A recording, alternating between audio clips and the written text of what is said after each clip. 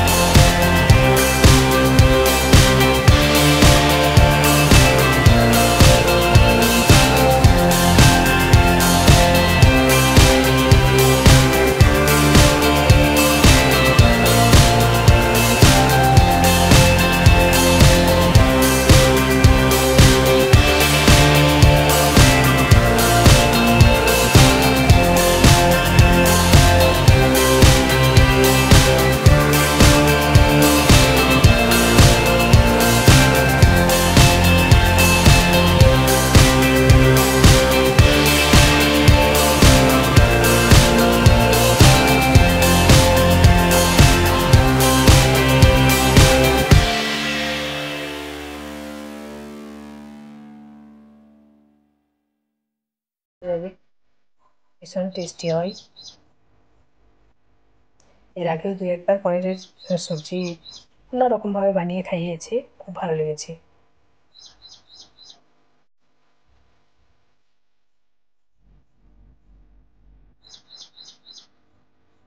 দেখুন, এবারও হালকা গরম জল দিয়ে দিল। পনিরের সবজি থেকে ঠান্ডা জল না, একটু জলটা অল্প উষ্ণ গরম করে ওর মধ্যে পরিমাণ বুঝে দিয়ে দিল।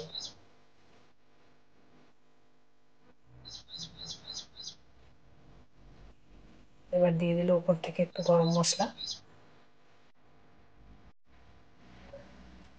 আর দেবে এই যে কসুরি মেথি, এটাকেও দিয়ে দিল।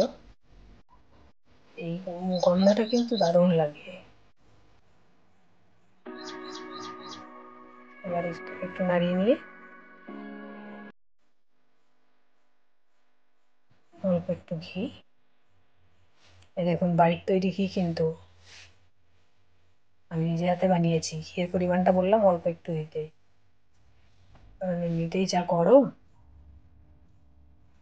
শুধু গন্ধের জন্য বাড়ির তৈরি ঘি তো অল্পতেই গন্ধ বেরোয় সুন্দর একদম। আর স্বাদ অনুযায়ী একটু মিষ্টি দিয়ে দিয়েছে।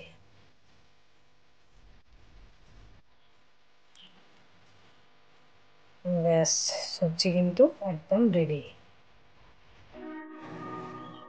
তো চলুন এবার এটাকে নামিয়ে নিই। বোলের মধ্যে নামিয়ে নিলাম। তো বানানোটা খুবই ইজি, দেখে নিলেন।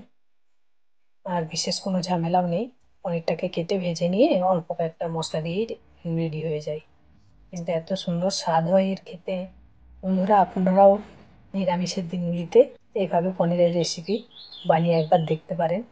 ভাত, রুটি, লুচি, পরোটা, পোলাও, ফ্রাইড রাইস সব কিছুর সঙ্গেই ভীষণ সুন্দর লাগে।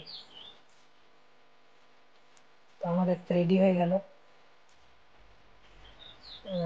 পনিরের সবজি আমাদের রাতে পরোটার সাথেই হবে।